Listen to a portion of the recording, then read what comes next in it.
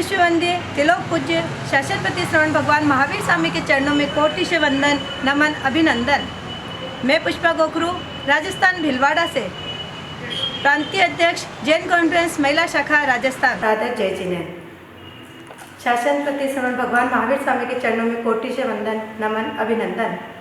आज हम बात कर रहे हैं जैन धर्म के उन 16 महासतियों की जिन्होंने अपने जीवन में आए किसी भी प्रकार के संकट को, विपत्ति को, संघर्ष को, भय को डटकर मुकाबला किया, जिनका चरित्र अधिकतम प्रेरणास्पद रहा।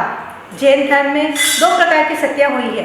प्रथम स्थान पर वे जिन्होंने आजीवन ब्रह्मचारी चरित्र पालन किया। दूसरे स्थान पर वे जो विपत्ति और मृत्यु के भय के क्षणों में भी प्रतिवर्त धर्म से चलायमान नहीं हुई। इस असभ्य काल में 24 तीर्थंकर के शासन काल में शील, सदाचार, त्याग, वैराग्य, धैर्य और सौंदर्य की स्वामिनी 16 महासतियाँ हुई है, जो इतिहास का गौरवशाली अमिट शिलालेख बन गई है। अब प्रश्न यह है कि सतियाँ 16 ही क्यों? आज तक हजारों महासतियाँ हो चुकी है, परंतु जिनका पुण्योदय प्रबल था और जिनका चरित्र अधिकतम प्रेरणास्पद रहा, वे महासतियाँ विशेषतः जनप्रिय, जगत प्रसिद्ध हो गई। कुछ बाल ब्रह्मचारिणी है तो कुछ गृहस्थ हुई। एक प्रतिव्रता है। सुभद्रा, सीता, द्रौपदी, शिवा आदि के जीवन में शील परीक्षा के कठिन क्षण भी उपस्थित हुए तो कुछ का जीवन सामान्य है। कुछ स्वर्गगामिनी हुई तो कुछ मोक्ष पधारी। तो आइए उन सतियों को वंदन करें, नमन करें, अभिनंदन करें, स्मरण करें, याद करें व उनसे प्रेरणा लें। इन सतियों के बारे में नाटिका के माध्यम से आपके समक्ष उनका चारित्र चित्रण प्रस्तुत कर रहे हैं। इन नाटिकाओं को देखकर हमारे जीवन में उनके चरित्र का मनन करें, चिंतन करें, अपने जीवन को धर्ममय बनाएं, संयममय बनाएं, शीलवान बनाएं व सफल करें और अपने आप के चरित्र को गौरवशाली बनाएं। हम उन सभी मंडलों को, सभी बहनों को जिन्होंने एक एक महासती के चरित्र को नाटिका के रूप में प्रस्तुति दी है, सभी को बहुत बहुत बधाई देते हुए हार्दिक स्वागत, अभिनंदन करती हूँ तथा आगे भी इसी तरह के सहयोग की आशा करते हैं। एक बार पुनः सभी का हार्दिक स्वागत, अभिनंदन। धन्यवाद। सादर जय जिनेन्द्र। ब्राह्मी चंदन बालिका भगवती, राजीमती द्रौपदी, कौशल्या च मृगावती च सुलसा, सीता सुभद्रा शिवा, कुंती शीलवती नलस्य दयिता, चुला प्रभा व्यक्तपि, पद्मागतपि सुंदरी, प्रतिदिनं कुर्वन्तु नो मंगलम्।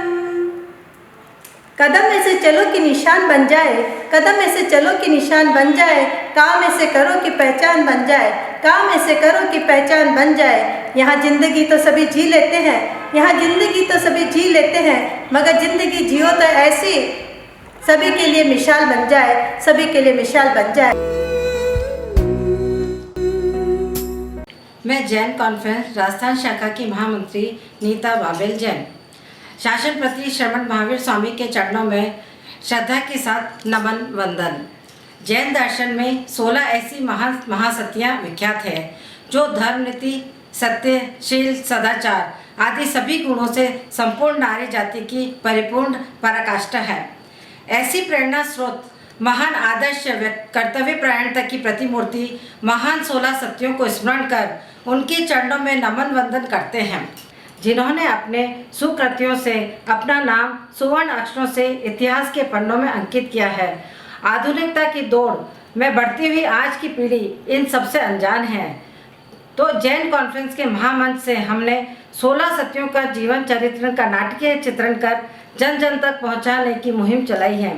भीलवाड़ा, राजस्थान के सभी उपनगरों और देश के अनेक शहरों की महिलाओं द्वारा महासतियों के जीवन चरित्र को जन साधारण तक पहुंचाने में अद्वितीय सहयोग किया है।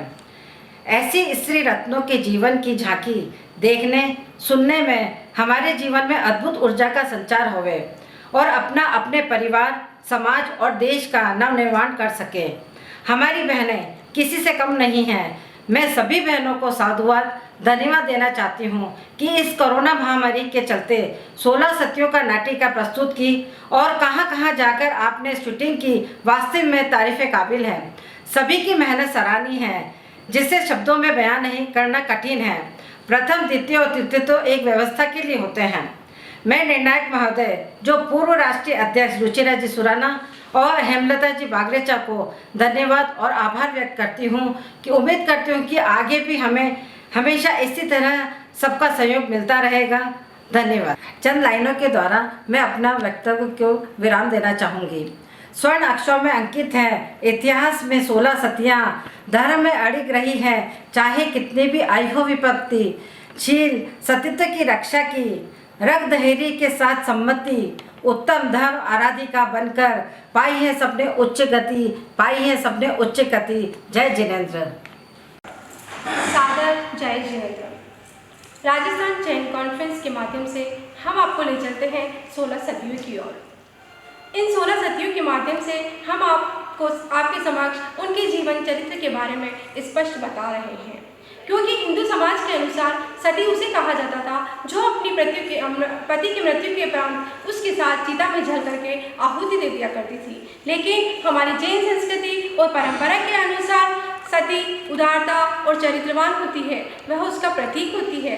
सहनशीलता व उदाचार सदाचार का पालन करते हुए अपने संयमी जीवन को सुदृढ़ बनाती है, क्योंकि कहा भी जाता है कि wealth is lost, nothing is lost, health is lost, something is lost, but character is lost, everything is lost. इसीलिए हमारी जैन संस्कृति के अंतर्गत हमारे कैरेक्टर को ही उच्च बताया गया है और वो सारा कैरेक्टर हम आपके समक्ष इन 16 सतियों के माध्यम से आपके समक्ष प्रेजेंट कर रहे हैं। देखिए इन 16 सतियों का नजारा।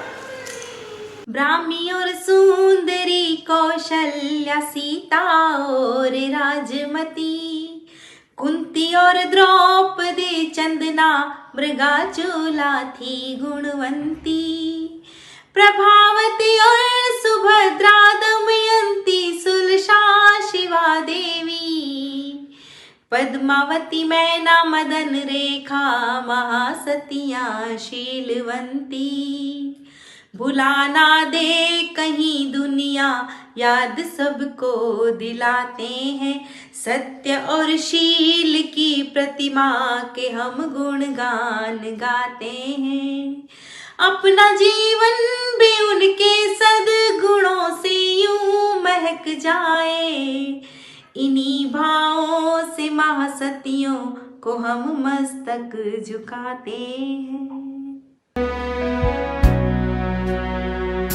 राजा ऋषभ की राज दुल्हारी सुमंगला माता ने जाया है, तात चरण में बैठ के 64 कलाओं का ज्ञान भी पाया है, धर्म अर्थ मोक्ष जग व्यवहार प्रभु ने जिसे समझाया है, ब्राह्मी सती ने प्रभु चरणों में ले संयम मोक्ष को पाया है, ब्राह्मी सती ने प्रभु चरणों में ले संयम मोक्ष को पाया है। आप सभी से सादर जय जिनेंद्र। आज हम आपके सामने महासती ब्राह्मी की जीवनी पर एक नाटिका प्रस्तुत कर रहे हैं। इस अवसर्पिणी काल में ज्ञान, विज्ञान, कृषि, उद्योग, समाज व्यवस्था, सभ्यता और संस्कृति के प्रथम प्रणेता भगवान ऋषभ देव थे, जिन्हें आदि ब्रह्मा भी कहा जाता है। इन्हीं की प्रथम पुत्री भगवती ब्राह्मी के नाम से प्रसिद्ध हुई। ब्राह्मी ने बचपन में अक्षर लिपि सहित 64 कलाएं सीखी। राजकुमारी होते हुए भी उन्होंने ब्रह्मचारिणी रहकर सादा जीवन बिताया। भगवान ऋषभ देव तीर्थंकर बनने के बाद विचरण करते हुए अयोध्या नगरी में पधारते हैं। उनके आने का समाचार सुनकर उनकी माता मरु देवी कितनी हर्षित होती है, देखिए। ओ, मेरा पुत्र ऋषभा आया है। पूरे 1000 वर्ष बाद मैंने उसके शुभ समाचार सुने हैं। मैं भी उनके दर्शन करने जाऊंगी। सभी नगरवासी माता मरु देवी, भरत, ब्राह्मी एवं सुंदरी भगवान ऋषभ देव के दर्शन करने उनके संवत्सरण में जाते हैं। माता मरु देवी हाथी की शाही सवारी पर बैठी भगवान ऋषभ देव की दिव्य छटा निहारती है। भगवान को निहारते निहारते उनके भावों में इतनी उज्ज्वलता आती है कि उन्हें उसी क्षण केवल ज्ञान की प्राप्ति हो जाती है और वे सिद्ध बुद्ध मुक्त बन जाती है। यह सब देखकर भरत, ब्राह्मी व सुंदरी भाव विभोर हो गए। ब्राह्मी की आत्मा ज्ञान से संपन्न थी, इसलिए उन्होंने दादी के वियोग को अपनी निर्जरा का कारण बना लिया। देखिए किस प्रकार। बहन सुंदरी, दादी माँ के वियोग को देखकर मेरे जीवन ने एक नया मोड़ ले लिया है। हमें भी पिता की तरह साधना पथ पर चलकर अपनी आत्मा का कल्याण करना चाहिए। हाँ बहन, आपका कथन सत्य है। मेरे मन में भी ऐसे ही विचार आए हैं। इस प्रकार का विचार कर ब्राह्मी भगवान के पास जाकर वंदन करती है और कहती है, हे पतित पावन, मुझे तारो, मेरी मलिन आत्मा को निर्मल करो। मैं मोह के कीचड़ में फंसी हुई हूँ। मैं संसार छोड़कर आपके चरण में आना चाहती हूँ। हे ब्राह्मणी, इस संसार अवस्था में तुम मेरी पुत्री हो। मेरा कोई स्वजन परिजन नहीं है। मैं इस संसार के बंधनों से मुक्त हूँ। भरत तुम्हारा भाई है, उसकी आज्ञा प्राप्त करके ही तुम संयम ग्रहण कर सकती हो। जैसी आपकी आज्ञा भगवान। हे भाई, मुझे पिताजी की भांति मैं भी साधना में जीवन बिताना चाहती हूँ। मेरा मन विरक्त हो गया है। मुझे दीक्षा लेने की अनुमति दीजिए। हे बहन, क्यों घाव पर घाव किए जा रही हो? अभी तो हमारी पूज्य दादी जी का वियोग भी हमारे लिए दुख का कारण बन रहा है और तुम अपने स्नेह का आंचल मेरे सर से उठा रही हो। तुम अकेले कहाँ हो भाई? बहन सुंदरी अपने स्नेह से आपको उपकृत करती रहेगी। और वैसे भी मैंने तो दृढ़ निश्चय कर लिया है कि मैं दीक्षा लूंगी। आप मुझे आगे बढ़ने से नहीं रोके। ठीक है बहन, यदि तुमने दृढ़ निश्चय बना ही लिया है तो मैं तुम्हें दीक्षा की आज्ञा देता हूँ और तुम्हारे लिए भव्य दीक्षा महोत्सव की तैयारी करवाता हूँ। इस प्रकार आज्ञा पाकर ब्राह्मी इतनी खुश होती है कि अपने हाथों से ही अपने केशों का लोचन कर देती है। देखिए, आज ही दीक्षा लूंगी, मन में भाव, आज ही रख दूंगी मैं संयम पथ पर पाँव, आज ही पहनूंगी मैं पृथ्वीधर का वेश, आज ही लोचूंगी मैं निज हाथों से केश। इस प्रकार भाई भरत बहन ब्राह्मी को राजसी ठाट बाट के साथ भगवान के चरणों में लेकर जाते हैं। हे भगवान, मेरी प्राणों से प्रिय बहन ब्राह्मी संयम लेने के लिए लालायित है। मैं इसे आपके चरणों में शिष्या के रूप में अर्पित करने आया हूँ। आप इसे दीक्षा अंगीकार करवाइए।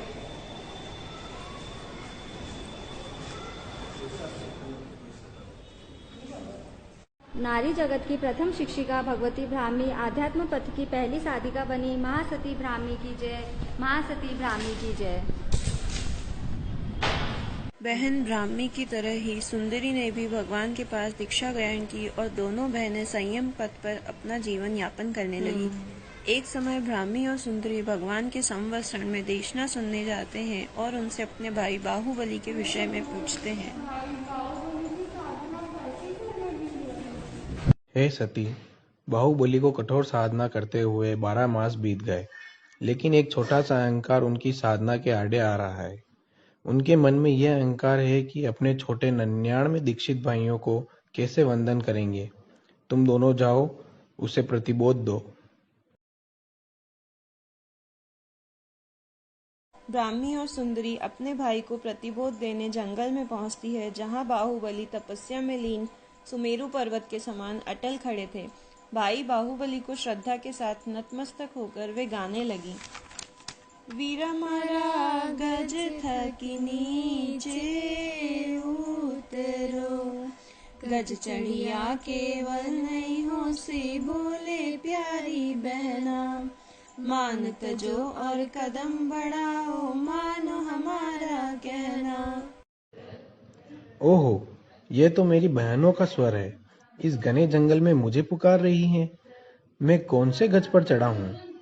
ओहो, यह कैसा अहंकार है कि मैं अपने भाइयों को वंदन नहीं कर सकता हूँ। नहीं, यह मेरा अहंकार व्यर्थ है।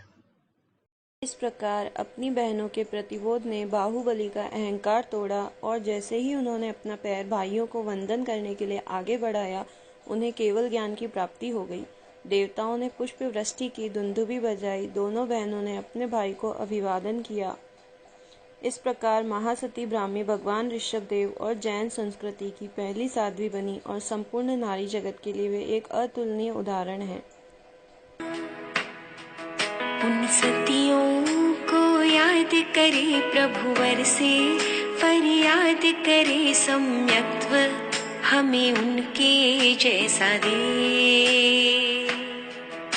धर्म का साथ था, खुद पर विश्वास था, साहस हमें उनके जैसा दे।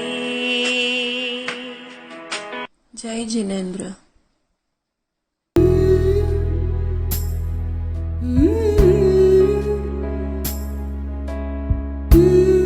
राजा ऋषभ की सुता रूपवंती, सुंदरी नाम सदा सुखदाई। चक्री भरत रूप मोह पड़ियो, तो बात सती के नहीं मन भाई। 60,000 बरस सती ने आमिल तप की झड़ी लगाई। तप से काया सुखा कर तीनों लोक में शील की आन बढ़ाई। तप से काया सुखा कर तीनों लोक में शील की आन बढ़ाई। केंद्र सा आइए हम सभी चलते हैं भीलवाड़ा कांचीपुरम महिला मंडल के साथ इसी अवसर्पणी काल के तीसरे आर्य के अंत में, जहां भगवान आदिनाथ जो अभी राजा ऋषभ हैं, उनके 2 रानियां सुमंगला और सुनंदा। सुनंदा रानी के पुत्री का जन्म होता है, जिसका नाम सुंदरी रखा जाता है। यथा नाम तथा गुण इस अवसर्पणी काल की अद्वितीय सुंदरी थी। सुमंगला रानी के भरत और ब्राह्मी हुए। विचक्षण पिता की विचक्षण पुत्रियां ब्राह्मी और सुंदरी दोनों ही ने पिता से 64 कलाओं का ज्ञान एवं संसार की समस्त कलाओं, गायन, वादन, नृत्य, लोक व्यवहार, धर्म, कर्म आदि की शिक्षाएं प्राप्त की। भगवान ऋषभ देव के दीक्षित होकर केवल ज्ञान होने के पश्चात ब्राह्मी जी ने भगवान के चरणों में दीक्षा ली। लेकिन सुंदरी अत्यंत रूपवती थी। भगवान ऋषभ देव के बड़े पुत्र भरत जो चक्रवर्ती बनने वाले थे, उन्हें सुंदरी पर अत्यंत अनुराग था। वे उसे अपनी रानी बनाना चाहते थे, अतः सुंदरी को दीक्षा की अनुमति नहीं देते। आइए देखते हैं दोनों का संवाद। प्रणाम भ्राताश्री। भ्रात, प्रभु पिता के केवल ज्ञान, दीदी ब्राह्मी के संयम ग्रहण और दादी माता की मोक्ष गमन के पश्चात अब मेरा मन संसार के भोग विलासों में नहीं लगता है। भ्रात, मैं आपकी अनुमति लेकर संयम ग्रहण करना चाहती हूँ। नहीं नहीं सुंदरी, तुम्हारा ये सुंदर रूप और यौवन संयम के लिए नहीं है।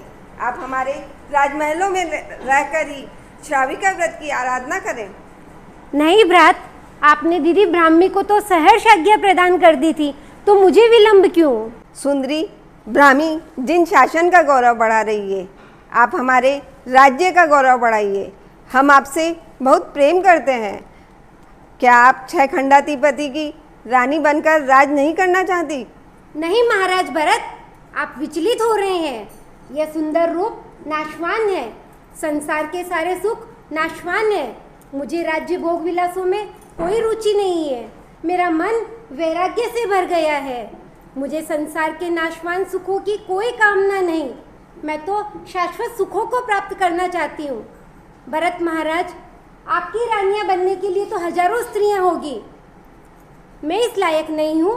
महाराजा भरत, मैं आपके महलों में एक वैरागण की भांति रह रही हूँ। मेरा आपसे यही निवेदन है, आप मेरा मार्ग न रोके, मुझे दीक्षा की अनुमति दे दीजिए।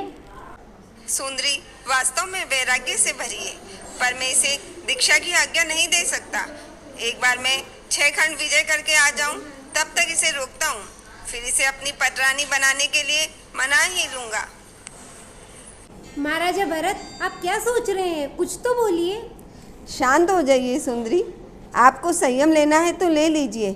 एक बार हम 6 खंड विजय करके लौट आए, क्या आप हमारा विजय तिलक नहीं करेंगी? महाराज, आप 6 खंड विजय करके लौट आएंगे, उसके बाद तो मुझे संयम की आज्ञा दे देंगे ना? हाँ हाँ ठीक है। इस तरह सुंदरी विजय तिलक कर राजा भरत को 6 खंड विजय के लिए रवाना करती है। फिर मन में विचार करती है, भाई भरत का मुझ पर अनुराग आसक्ति का रूप ले चुका है। मेरा ये रूप उनके और मेरे दोनों के लिए धर्म में बाधक बन रहा है। क्यों न भाई वापस आते हैं, तब तक मैं इस रूप को तप की ज्वाला में भस्म कर दूं, ताकि मेरे रूप पर जो उनकी आसक्ति है वो समाप्त हो जाएगी। इस तरह विचार कर राजकुमारी सुंदरी ने आयम्बिल तप शुरू कर दिया और 60,000 वर्ष जब तक भरत जी वापस लौटे तब तक आयम्बिल करते हुए अपनी काया को सूखे पेड़ की डाली जैसा बना लिया। जब भरत 6 खंड विजय करके लौटे तो सभी के साथ सुंदरी भी सादे वेश में विजय तिलक करने आई। भरत ने सुंदरी को इस हालत में देखा और बोले, सुंदरी, ये क्या दशा बना ली आपने अपनी? क्या मेरे जाने के बाद किसी ने आपका ख्याल नहीं रखा? नहीं भाई, सबने मेरा बहुत ध्यान रखा, सबने मेरी साधना में बहुत सहयोग किया। मैं सबकी कर्जदार हो गई हूँ। आप चक्रवर्ती सम्राट का राजमुकुट पहनिए और आदेश दीजिए मेरी दीक्षा की तैयारियों का। सुंदरी, आप तो आज से 60,000 वर्ष पूर्व ही संयम लेना चाहती थी, किंतु मैंने ही आपको रोका। मैंने आपको आत्म कल्याण के मार्ग में जाने से रोका। नहीं भाई, इसमें आपका कोई दोष नहीं है, ये मेरे ही कर्मों का फल है। मेरे अंतराय कर्म इतने बलवान ना होते तो आप मुझे रोकते ही नहीं, इसलिए पश्चाताप मत कीजिए। सुंदरी, अब मैं तुम्हें दीक्षा की आज्ञा देता हूँ। तुम्हारी दीक्षा बहुत धूमधाम से होगी। और भरत महाराज सुंदरी की धूमधाम से दीक्षा करवाते हैं। दूसरी तरफ ऋषभदेव भगवान के 98 पुत्र दीक्षित हो जाते हैं। छोटे भाई को वंदन कैसे करूं, इस भावना को लेकर बाहुबली जंगल में साधना करते रहे। कठोर साधना करने के बाद भी केवल ज्ञान नहीं हुआ तो भगवान की आज्ञा से ब्राह्मी और सुंदरी बाहुबली को समझाने जाती है। अपनी स्वर लहरियों से भाई को जागृत करने का प्रयास करती है। छोड़ो छोड़ो हाथीरी असवार वीरा मारा रे, वन में गूंजे हो ब्राह्मी सुंदरी। अपनी बहनों की आवाज़ जब बाहुबली के कान में पड़ती है तो वे सोचते हैं, मैं किस हाथी पर बैठा हूँ, मैं तो यहाँ 1 वर्ष से मौन साधना में खड़ा हूँ। फिर आवाज़ आती है, लता लिपट गई तन में सारी, फूल फल उग आया रे, पंछीड़ा काना में गालिया घोंसला, मोह माया सब त्यागी वीरा, अहंकारी गज बैठ्या हो, वंदन करो नी लगू भ्राते ने। हे भाई, अब अहंकार के हाथी पर बैठकर इतनी कठोर तपस्या करके भी क्या फायदा? देखो, आपके शरीर पर लताएं लिपट गई हैं, पंछियों ने घोंसले डाल दिए हैं। जब सब मोह माया त्याग दी है तो अहंकार को भी त्याग दीजिए। केवल ज्ञान दरवाजे पर दस्तक दे रहा है। अहंकार का दरवाज़ा खोलिए और केवल ज्ञान को स्वीकार कीजिए। अपने लघु मुनि भाइयों को वंदन कीजिए।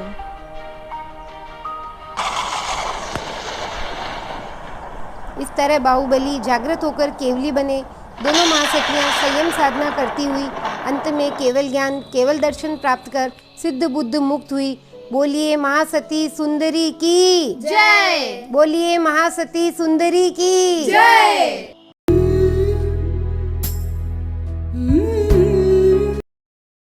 बहनों तुम्हें सुनाई महिमा कौशल नार की, रघुकुल की वह महारानी थी, दशरथ की वह जान। आप जान ही गए होंगे कि वह कौन है। देखी, कुछ स्थल नगरी की थी वो राजकुमारी, सुकौशल पिता की वह प्राणों से प्यारी, अमृत प्रभा माँ ने जिसे नादों से पाली, वह थी कौशल्या माता, वह थी कौशल्या माता। महाराज, हमारे घर कन्या रत्न का जन्म हुआ है, क्यों ना हम इसका नाम अपराजिता रखें? बहुत सुंदर, सर्वगुण संपन्न होने के कारण उसका नाम कौशल्या रखा गया।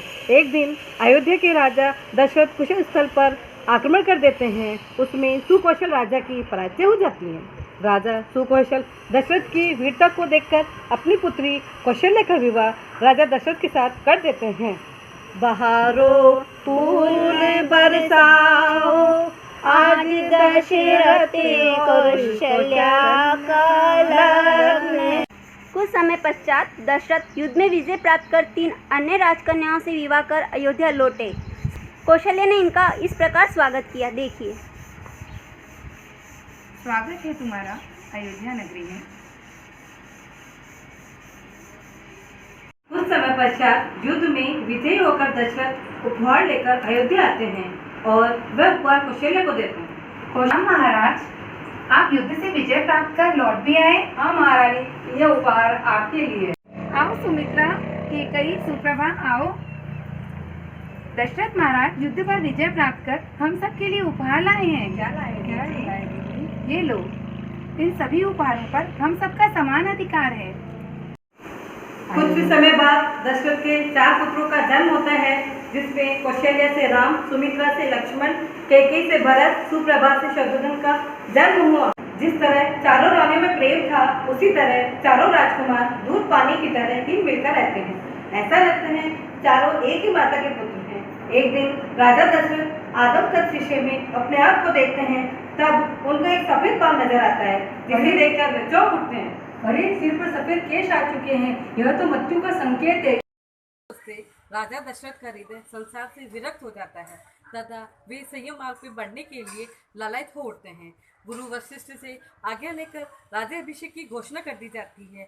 इस समाचार से चारों तरफ खुशी का माहौल रहता है, परंतु मंथरा अपने दुर्विचारों से कैकेयी रानी के मन में विष घोल देती है। तब कैकेयी के मन में विचार आता है कि ऐसा क्या करूं जिससे राम के स्थान पर भरत का राज्याभिषेक हो जाए और मैं राजमाता बन जाऊं। कैकेयी तुरंत राजा दशरथ से मिलने राजसभा में आती है। प्रणाम महाराज। हाँ महारानी, कहो क्या बात है। मैं आपसे 2 वर मांगना चाहती हूँ। मांगो महारानी। प्रथम वर, अयोध्या के राज सिंहासन पर राम के जगह भरत का राज तिलक किया जाए। दूसरा वर ये है, राम को 14 वर्ष का वनवास कर दिया जाए। ये सुनते ही महाराज क्या हुआ आपको? ये सुनते ही राजा मूर्छित हो जाते हैं। राम को जब पता चला तो वे दौड़कर पिताजी के पास आते हैं और कहते हैं, आप ठीक तो है ना? मूर्छा दूर होने पर दशरथ कैकेयी की तरफ देखकर विचार करते हैं, यदि संसार में स्वार्थ में ईर्ष्या की 2 दोष नहीं होते तो प्रेम तथा स्नेह की सरिता जो मेरे परिवार में बह रही थी वह नहीं छूटी। पिताजी, इतनी सी बात के लिए आप परेशान क्यों होते हैं? राम राजा बने या भरत, आपके लिए दोनों बराबर हैं। आपके वचन को पूरा करने के लिए मुझे वन जाने की आज्ञा दीजिए पिताजी, क्योंकि रघुकुल रीत सदा चली आए, प्राण जाए पर वचन न जाए। पुत्र, मुझे इस बात का दुख नहीं कि तुम राज्य के उत्तराधिकारी न बन सके, किंतु दुख इस बात का है कि तुम वन के भयंकर कष्ट किस प्रकार सहन करोगे। माता श्री, जैसे आपके लिए भरत और राम में कोई अंतर नहीं, वैसे मेरे लिए महल और वनों में कोई अंतर नहीं। माँ, मैं चला वन को माँ। राम मांगते आज्ञा माँ से जाने के लिए वनवास को। कौशल्य के आंसू ने रोके एक पल को, दिल पर रखकर पत्थर दी आज्ञा श्री राम को। राम को वनवास गमन की आज्ञा मिलते ही लक्ष्मण व सीता भी उनके साथ वन मार्ग पर चल गए। भरत ननियाल से अयोध्या आते हैं, वे सीधा कौशल्या माता के पास जाते हैं। माता श्री प्रणाम। हे पुत्र, आशीर्वाद। माता, आपने राम भैया को वन में क्यों जाने दिया? क्या राम भैया के प्रति मेरे आदर भाव को नहीं जानते? हे पुत्र, वे तुम्हारा राम के प्रति स्नेह भली बातें जानती हैं, किंतु पुत्र अब शोक करना व्यर्थ होगा। जिस तरह राम ने अपने कर्तव्य को पूरा करते हुए पिता के वचन का पालन किया, उसी प्रकार तुम भी अपने कर्तव्य का पालन करो और राज्य का उत्तराधिकार ग्रहण करो। पुत्र, भरत अपनी माता कैकेयी को कोसते हुए राम के पास वन में जाते हैं। राम के वनवास गमन और भरत के राज तिलक के बाद दशरथ को संसार से विरक्ति हो गई और उन्होंने प्रव्रज्ञा ग्रहण कर ली। इधर कौशल्य की मनस्थिति पुत्र तथा पति वियोग से अत्यंत दुखी हो गई। राम, हे राम, राम, कहाँ हो तुम राम? क्या पता मेरे पुत्र ने कुछ खाया भी होगा या नहीं। वन के भयंकर कष्ट वह कैसे झेल रहा होगा। हे राम। वन गमन, सीता हरण, हनुमान मिलन, लंका दहन, रावण मरण, अयोध्या पुनर्गमन। अतः लंका विजय प्राप्त कर 14 वर्ष वनवास समाप्त कर राम, सीता व लक्ष्मण के साथ अयोध्या लौटे तथा घी के दीपक जलाकर अयोध्यावासी ने श्री राम का हृदय से स्वागत किया। माता श्री प्रणाम। खुश रहो पुत्र। पुत्र, मैं आज तुमसे मिलकर बहुत खुश हूँ। माता, हमें भी बड़ी खुशी मिली है। तत्पश्चात राम का सहज राज तिलक संपन्न हुआ। कौशल्या माता के मन में संयम के बीज अंकुरित होने लगे। महाराज राम के पास संयम हेतु आज्ञा लेने पहुँचती है। पुत्र, इस संसार में मैंने बहुत से उतार चढ़ाव देखे हैं, परम सुख भी देखा, पुत्र वियोग भी देखा, पति वियोग भी देखा और सभी परिस्थितियों का सामना मैंने संभाव से किया, किंतु अब सांसारिक कार्यों के प्रति मेरी कोई रुचि नहीं है। इन सब में मुझे आत्मिक शांति नहीं मिल रही है। पुत्र, मुझे संयम मार्ग पर अग्रसर होने के लिए आज्ञा दें। पर माँ, मेरा मार्गदर्शन कौन करेगा? आप यही देखकर मेरा मार्गदर्शन कीजिए माँ। नहीं पुत्र, मुझसे अब यह नहीं होगा, क्षमा करना। माँ, जैसी आपकी आत्मा का सुख हो। कौशल्या माता ने भगवती दीक्षा ग्रहण की। माँ सती कौशल्या की जय। तुम्हें सतगति को प्राप्त कर वह स्वर्ग को सिधारे। धन्य धन्य कौशल्या माता, जिसने हमको सिखलाया, सब कर्मों का खेल है जग में यह हम सबको बतलाया। धैर्य त्याग समर्पण और दाता की वह प्रतिमूर्ति, गुणों की भंडार थी वह बनी एक माँ सती। कौशल्या माँ सती की जय। पतिव्रत धर्म खातिर सीता वन जाती है, रावण की लंका में सतशील निभाती है। अग्नि परीक्षा लेकर भी लोग कलंक लगाते हैं। कैसी ये रीत प्रभु, जो सत्य की राह चले उन पर ही संकट आते हैं। कैसी ये रीत प्रभु, कैसी ये रीत प्रभु। जनकपुर नगरी, वहाँ की राजा जनक ने अपनी पुत्री सीता के लिए भव्य स्वयंवर का आयोजन किया। उस स्वयंवर की शर्त थी कि जो धनुष पर प्रत्यंचा चढ़ाएगा वही सीता का वर कहलाएगा।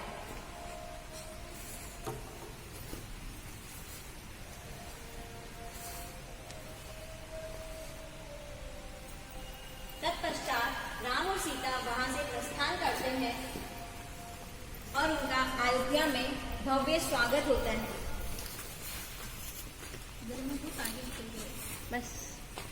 पश्चात राजा दशरथ राम व सीता को सभा में आमंत्रित करते हैं। प्रणाम पिताश्री। अरे पुत्र, कहाँ रह गए थे? मेरा मन बहुत अधीर हो गया था। जो आज्ञा पिताश्री। पुत्र, आज एक वंश के लिए बहुत ही महत्वपूर्ण दिन है। महाराजा रघु के जीवन में भी ये शुभ दिन आया था और ये शुभ दिन आज मेरे जीवन में भी आया है। रघुवंशी दशरथ ज्येष्ठ पुत्र राम को संपूर्ण अयोध्या का उत्तराधिकारी घोषित करता हूँ। कल पुष्य नक्षत्र की प्रातःकालीन लेना में तुम्हारा राज्याभिषेक किया जाएगा। आपकी आज्ञा शिरोधारी है पिताश्री। ये घोषणा सुनते ही कैकेयी आकर महाराजा दशरथ को अपने द्वारा दिए 2 वरों का स्मरण कराती है। प्रणाम पिताश्री। प्रणाम माता। माता, पिताजी की परेशानी का क्या कारण है ना? पुत्र, इस अवस्था से केवल तुम ही इनको बाहर निकाल सकते हो। जो आज्ञा माँ। मैंने तुम्हारे पिताजी से 2 वचन लिए थे, तुम्हारा 14 वर्ष का वनवास और भरत का राज्याभिषेक। बस इतनी सी बात, मुझे आज्ञा दीजिए। नहीं नहीं नहीं। ये क्या सीते, वन के संकट और दुखों से घबराकर सीता वन में जाए, ये संभव नहीं है। पति के चरणों में ही पत्नी का स्वर्ग है। मैंने आपके साथ वन गमन का निर्णय ले लिया है। आपने वल्कल वस्त्र धारण कर लिए तो मैंने भी वल्कल वस्त्र धारण करके अपने पत्नी धर्म का पालन किया है स्वामी। ठीक है, चलो। तत्पश्चात राम, लक्ष्मण और सीता वन के लिए प्रस्थान करते हैं। के रहने वाले वन भटकते हैं। जिस सीता सुकुमारी ने कभी धरती पर भी पांव नहीं रखा, वो आज वन के कष्टों को सहन कर रही है। इसी प्रकार उनके 13 वर्ष वन में भटकते हुए व्यतीत हो जाते हैं और वैसे प्रकार वे अपने वनवास के 14वें वर्ष में प्रवेश कर जाते हैं। स्वामी, स्वामी, क्या हुआ सीते? देखिए ना, वो कितना सुंदर मृग जा रहा है। वो कैसे भी मुझे दीजिए ना, आप ही लाते हो। भैया आप रुकिए, मैं जाता हूँ। नहीं लक्ष्मण, तुम यहीं ठहरो, यहाँ रह करके अपनी भाभी की रक्षा करो। ठीक है भैया। लक्ष्मण, लक्ष्मण। अरे ये तो स्वामी की आवाज है। लक्ष्मण, लक्ष्मण, तुम जाओ और भैया की रक्षा करो। मैं उन्हें भली भांति जानता हूँ, ये उनकी आवाज नहीं है, यही प्रतीक्षा करें। ये उन्हीं की आवाज थी, ये तुम कैसे कह सकते हो? ये भैया की आवाज नहीं है, ये मायावी मृग की आवाज है। ये मायावी है, फिर तो उनकी रक्षा करना और भी जरूरी हो जाता है। ये तो कोई साधारण संकट नहीं है, तुम अति शीघ्र जाओ। ठीक है माते, किंतु आपको मेरी एक बात माननी होगी। आप इस लक्ष्मण रेखा का किसी भी परिस्थिति में उल्लंघन नहीं करें। ठीक है पुत्र। निरंजन। भिक्षाम देहि, भिक्षाम देहि, भिक्षाम देहि। अरे तुम रुक क्यों गई? क्षमा करे ऋषिवर, मैं रेखा पार करके बाहर नहीं आ सकती। घोर अपमान, घोर अपमान। इसका मतलब तुम मुझे भिक्षा देना ही नहीं चाहती, मेरा उपवास कर रही हो। नहीं नहीं ऋषिवर, ऐसी बात नहीं है। आप आश्रम के भीतर आइए और भिक्षा ग्रहण कीजिए और मुझे कृतार्थ करिए। तू वैराग्य के धर्म को नष्ट करना चाहती है, इसका मतलब तू मुझे भिक्षा देना ही नहीं चाहती है। मैं तेरे पति को श्राप देता हूँ। नहीं नहीं ऋषिवर, मैं आती। इस प्रकार रावण छल से सीता का हरण कर उसे ले जाता है।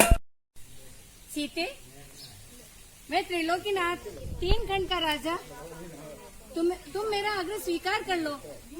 मैं तुम्हें अपनी पटरानी बनाकर रखूंगा। कहाँ राम के साथ वन वन भटक रही हो?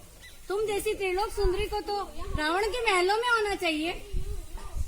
पापी, तू अपनी शक्ति का अहंकार इसीलिए कर रहा ना क्योंकि तू एक सतीत्व की शक्ति से अपरिचित है। पापी दुष्ट, तू अभी भी सुधर जा। तू अपने आत्म रक्षा कर ले। अगर तूने मेरे ऊपर कुदृष्टि डाली, मेरे सतीत्व की शक्ति से तेरे समस्त कुल का एवं इस लंका का सर्वनाश हो जाएगा। रावण पे विजय प्राप्त कर लेते हैं और सीता और लक्ष्मण सहित पुनः अयोध्या लौट आते हैं। वर्षों पश्चात मैं राजा राम जैसा नहीं हूँ जो रावण के घर रह के आगे सीता को भी स्वीकार कर लेता। निकल जा उल्टा, जा यहाँ से। राम चिंता में डूब जाते हैं और सीता का परित्याग करने का निश्चय कर लेते हैं। वह लक्ष्मण को सीता को वन छोड़ आने का आदेश दे देते हैं। सती सीता अपने पति का यह आदेश सहर्ष स्वीकार कर लेती है और वन में सादा जीवन व्यतीत करने लगती है। कुछ समय पश्चात वह 2 सुकुमारों को जन्म देती है, लव और कुश। कुछ वर्षों पश्चात राम को अपनी भूल का एहसास हो जाता है और वह सीता को पुनः ले आने का आदेश दे देते हैं। प्रणाम माता, भैया का आदेश है, आप पुनः अयोध्या नगरी लौट चले। श्री राम मेरे भी स्वामी हैं, उनके सभी आदेश मेरे लिए शिरोधार्य है। किंतु वनवास के समय जो स्थिति मेरी थी वो आज भी जू की त्यों बनी हुई है, उसमें कोई अंतर नहीं आया है। मैं अपने आप को जब तक निष्कलंक सिद्ध नहीं कर देती तब तक मैं अयोध्या में प्रवेश नहीं करूंगी। मैं अग्नि परीक्षा दूंगी। आपको अग्नि परीक्षा की आवश्यकता नहीं है माता। है पुत्र। क्षमा करो सीते, अब मेरे साथ अयोध्या लौट चलो। नहीं प्रभु, अब मेरा जी इस संसार से ऊब गया है। मुझे इस संसार के प्रति अनासक्ति का भाव हो गया है। अब मुझे मेरी आत्मा का कल्याण करना है। कृपा पूर्वक मुझे दीक्षा ग्रहण करने की आज्ञा प्रदान करे प्रभु, आज्ञा प्रदान करे। शील रतन मोटो रतन, सब रत्नारी खान। कुमार राजू या संवाद प्रस्तुत करने वाले। एक दिन अयोध्या में घूमते घूमते कुमार पहुंचते हैं। देखिए नजारा।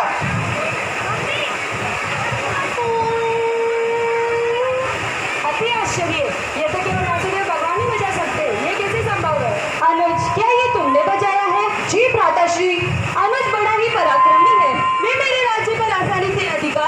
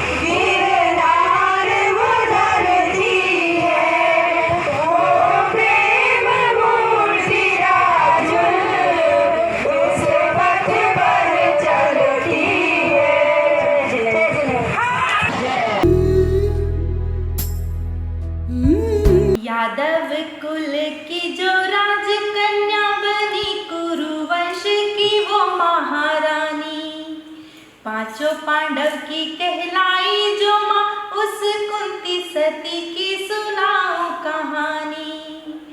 सत्य की मूरत, शील की प्रतिमा, सद्गुण भरी जिसकी जिंदगानी।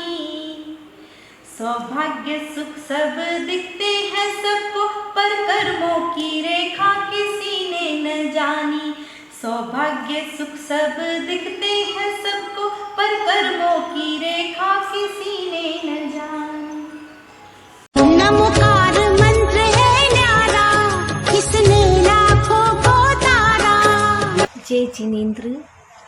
टिके हैं चांद और सूरज इन्हीं सतियों की शक्ति पर, मिला है मान भारत को पतिव्रता की भक्ति पर। चांद और सूरज सतियों की शक्ति ऊपर ही टिके हैं। सतियों का जीवन सर्वोत्कृष्ट जीवन होता है। इनमें इतनी शक्ति विद्यमान होती है कि तप और तेज के प्रभाव से अलभ्य वस्तु भी उनको उपलब्ध हो जाती हैं। जैन धर्म में कई सतियाँ हुई है, लेकिन 16 सतियों पर इतने कष्ट आए और उन्होंने धर्मावलंबन लेकर सामना किया, अंत में विजयी बनी। आज मैं आपको महासती कुंती का जीवन चरित्र लघु नाटिका के रूप में दिखाना चाहती हूँ।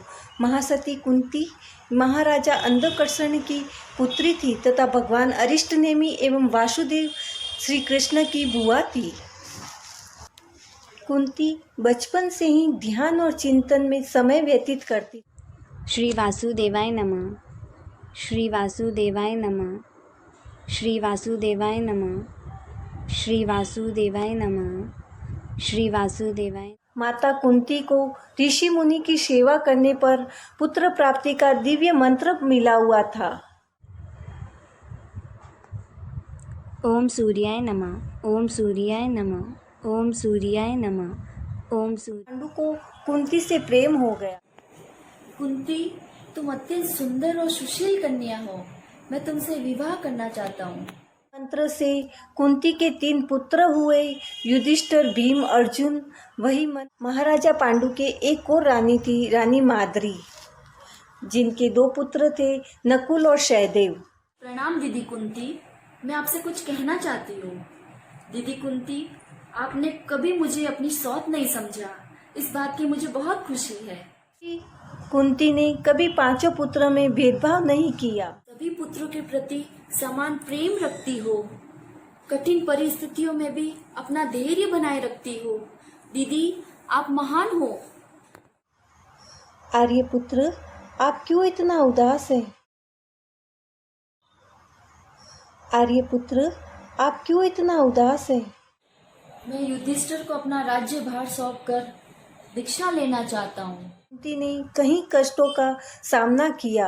इधर महाभारत कौरव और पांडवों के बीच युद्ध हुआ। कुंती, आप वन में? तुम्हें युद्ध को रोकना होगा केशव, कर्ण को समझाना होगा, पांडव भी तुम्हारे ही भाई हैं। बुआ कुंती, चिंता ना करे, मैं कर्ण को समझाऊंगा कि युद्ध ना करे, आखिर पांडव भी तुम्हारे ही भाई हैं। कष्टों को झेलने पर ही कर्मों की निर्जरा होती है केशव। सुखों को छोड़कर दुखों का कंटा काटिंग मार्ग स्वीकार करना पड़ता है केशव। मैं अब भौतिक संसार से विरक्त होना चाहती हूँ। मुझे अब मेरी आत्मा का कल्याण करना है। मैं कर्मों का क्षय करके दीक्षा लेना चाहती हूँ। अंत में कुंती ने दीक्षा लेकर कर्मों का क्षय किया। माँ सती कुंती की जय हो, माँ सती कुंती की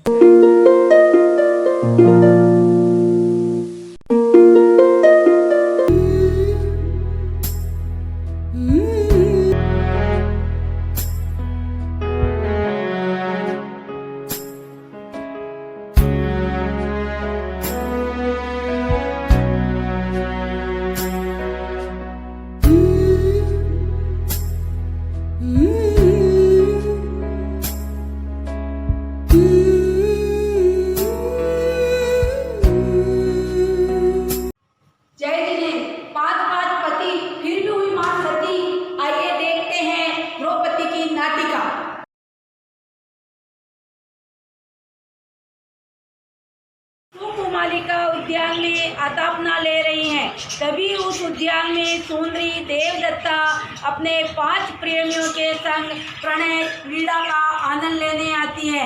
उन्हें देख सुकुमालिका सोचने लगती हैं, अरे ये स्त्री कितनी भाग्यशाली है, इसे 5 पुरुषों का प्रेम मिल रहा है। अगर मेरे तप और संयम का फल भी मुझे ऐसा मिले तो मैं भी 5 पुरुषों की प्रिय बन सकूं और सुखों का आनंद लूं।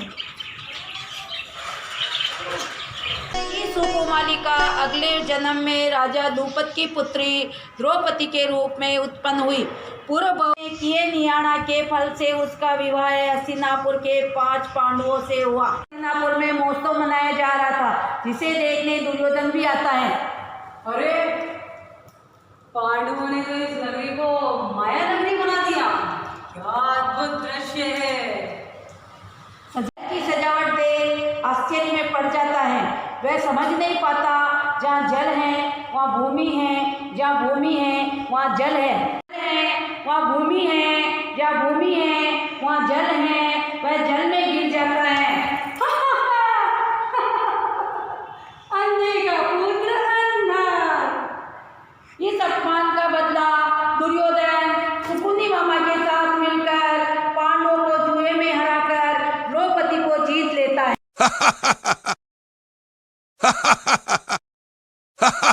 दुशासन को आदेश देता है, दुशासन जाओ द्रौपदी को सभा में लेकर आओ। जो हुक्म मातेश्री। चल, हमने तुम्हें जीत लिया है। नारी की इज्जत करना सीखोगा नारी पुत्र दुशासन। अरे हम तुम अब राजकुमारी नहीं, हमारी दासी हो, दासी। हम उनको लज्जित न करें दुशासन। चल, चलती है या घसीट के ले चलूं? चल चल। माताश्री, 5 पतियों वाली द्रौपदी। द्रौपदी, क्या कहा था तूने? अंधे का पुत्र अंधा। अब मैंने तुझे जीत लिया है, अब तू महारानी नहीं मेरी दासी है। दुशासन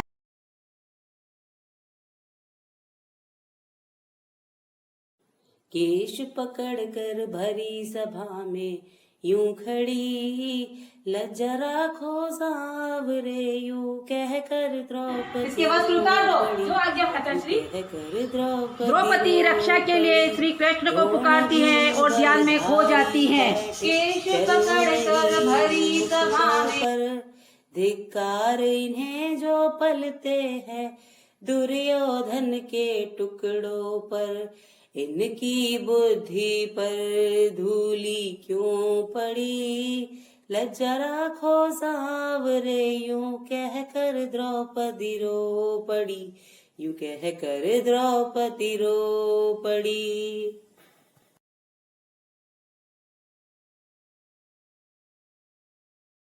जीत हुई। दुशासन साड़ी को खींचते खींचते थक गया, लेकिन अंतिम छोर नहीं आया।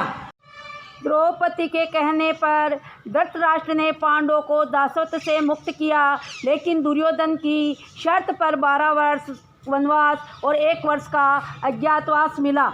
सब दिन हो तने एक समान, 5 पांडव वन वन भटके संग द्रौपदी नार। कुटिया में द्रौपदी व युधिष्ठिर अकेले थे। तब युधिष्ठिर द्रौपदी से कहते हैं, द्रौपदी, जब भी मैं तुम्हारे बारे में सोचता हूँ कलेजा भर आता है। कहाँ तुम महारानी थी और आज तुम्हारी ये दशा। महाराज, मेरा विचार त्याग दीजिए, अपने भाइयों के बारे में सोचिए। कल तक जो बड़े बड़े योद्धा थे, आज वे दर दर भटक रहे हैं।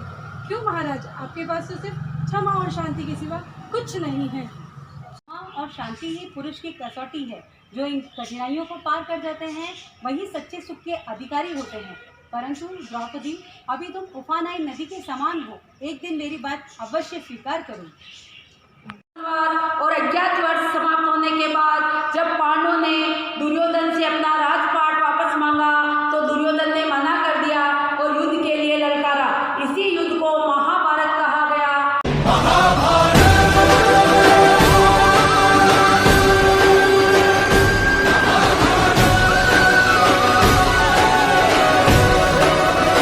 ये युद्ध 18 दिन तक चला। इसमें 18 यक्षोहिणी सेना थी। इस सेना में 39,36,420 सैनिक मारे गए। केवल श्री कृष्ण पांडव बचे। महाराज युधिष्ठिर की जय। के साथ इंद्रप्रस्थपुरी में प्रवेश कर रहे हैं।